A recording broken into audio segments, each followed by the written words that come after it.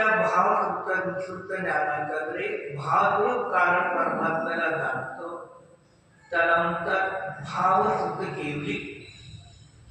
भावसुद्ध केवली 4थ्या गुणस्थानापासून 14व्या-12व्या गुणस्थानापर्यंत भावसुद्ध केवली आहे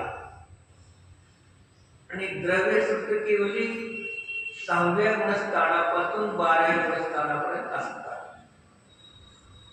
4थ्या-5व्या गुणस्थानामध्ये द्वादशांगाचे पाठी होऊ शकत नाही.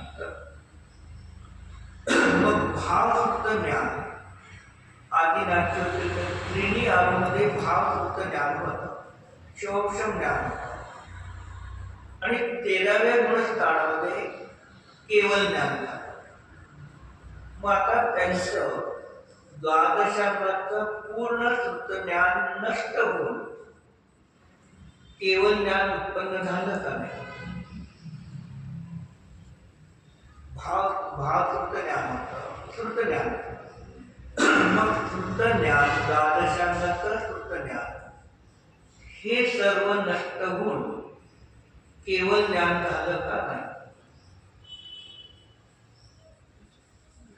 प्रश्न काय आहे? श्रुत ज्ञान नष्ट झालं आणि केवळ ज्ञानाची उत्पत्ती झाली असं आहे का नाही? आहे तर का आहे, नाही तर का नाही हे तू पाहिजे. कारण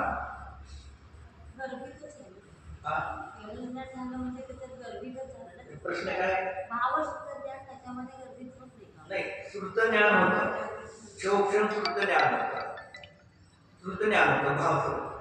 मग हे भावश्रुत द्वादशांगाचं सगळं नष्ट होऊन केवळ ज्ञान झालं का हा प्रश्न.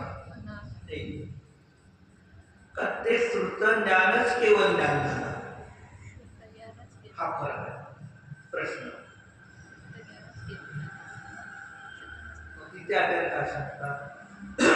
जे तुमच्यापाशी भावश्रुत ज्ञान किंवा श्रुत ज्ञान होतं आणि ते श्रुत ज्ञान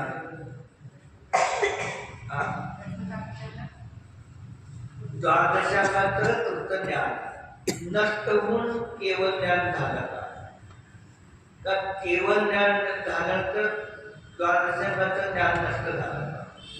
प्रश्न असा. जसं गौतम होते, ब्राह्मण यज्ञ करत बसले होते, भगवान महावीराला केवळ ज्ञान झाले पण साखरदेव फिरत नाही. मग त्या गौतम बंदराला घेऊन आले, गौतमाला घेऊन आले, मिथ्या होती. त्याच्यावर्षी किती ज्ञान होतं? 4 वेद 18 पुराणचे पाठी होते. त्यांच्याप्रमाणे 4 वेद 18 पुराणचे पाठी होते. मिथ्या नव्हती, मिथ्या ज्ञान.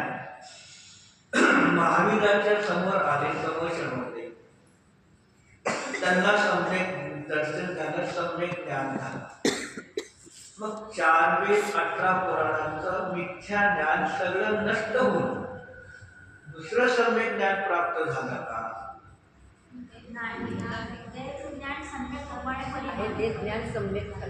त्या ज्ञानामध्ये सम्यकपणा का आला? ते ज्ञानाला सम्यक का आला?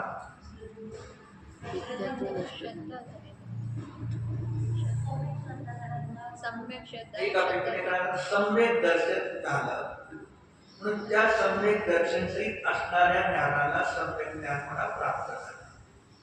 एक सामान्यपणे